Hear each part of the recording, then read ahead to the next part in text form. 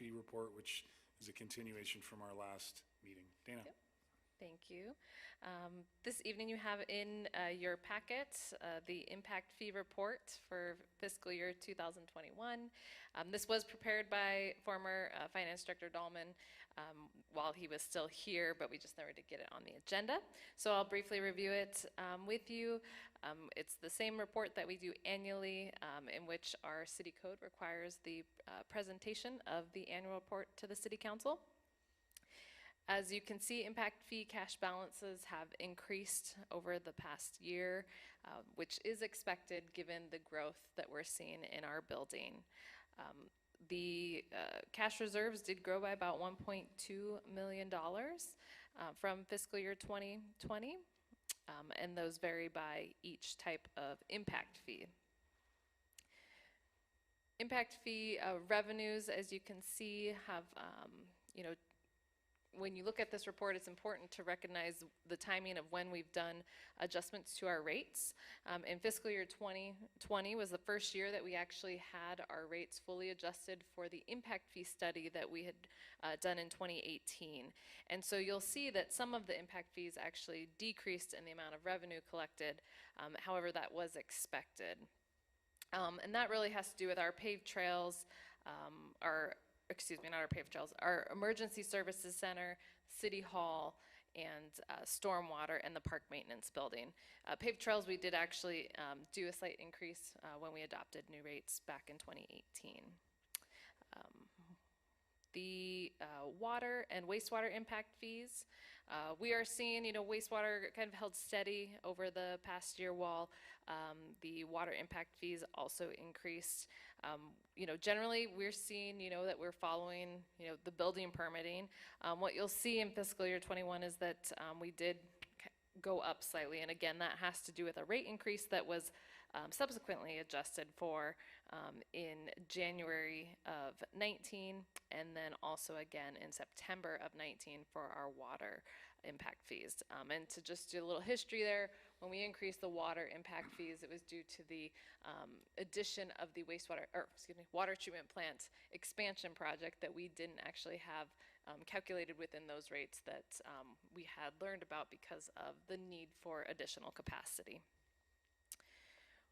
Expenditure-wise, the city, continues to focus on utilizing the impact fees collected. It's important to use the impact fees that we are collect within, a 5 to 7 year period really is standard, what you hear from other communities, as it is collected from developers for the impact that they are having on our systems. It has to be used only for capital improvements, impact fees, and they have to have a useful life of 10 years or more, according to state law. So projects that we've utilized it for in 2021, obviously our wastewater treatment plant was the most significant. We've also used it on some paved trail expansions, as well as some water projects. As we look forward to this next budget year, we'll also be again reviewing impact fees to see what projects we can utilize those funds for. It has saved us on financing costs for the wastewater treatment plant this last year, as well as our water treatment plant. So on September 1st of 2021, the Impact Fee Advisory Committee did meet and reviewed this report, and they unanimously approved the annual report for presentation to the City Council. I will give you just a brief update before seeking your approval of the report. I know that it'll be brought up, but about our impact fee audit and everything that was brought forward in the past. This past weekend, actually, we had staff working to go through and do a final, second audit of the calculated figures, and we will be we're working with GIS to get all the addresses of the current property owners from the county to issue the payments to those property owners who are due funds. And for open permits, which we were able to immediately correct, was about $63,000. For closed permits, we're looking that we're going to have to refund is about $133,000. When you look at those total amounts, about $196,000. It's, pretty well split 50/50 on water and sewer. So when you look at the amounts we collected, we still would have collected significantly more, from prior years. So it's not to say that it's, and not significantly more than prior years, I should say, our cash reserves will still grow. So those funds will be remitted back to the property owners, not the developers or the contractors, because state law does call that out very specifically, that it goes back to the property owner when the refund is due.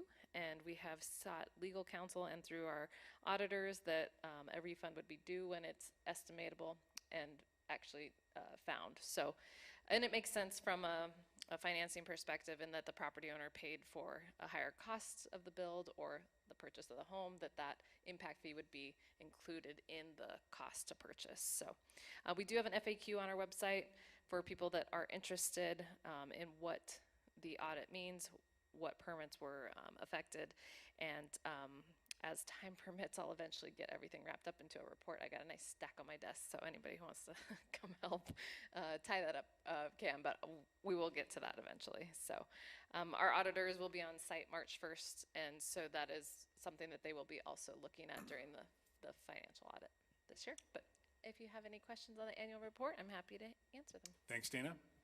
Frank? Turn my microphone on again.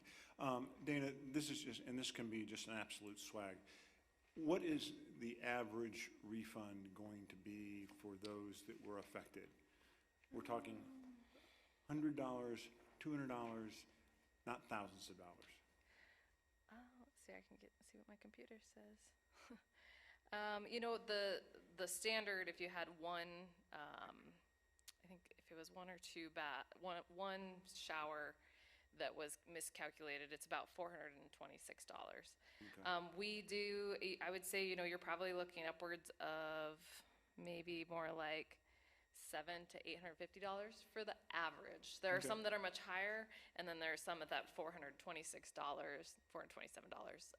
That is what you'll see for that standard one shower. Okay, great, thank you.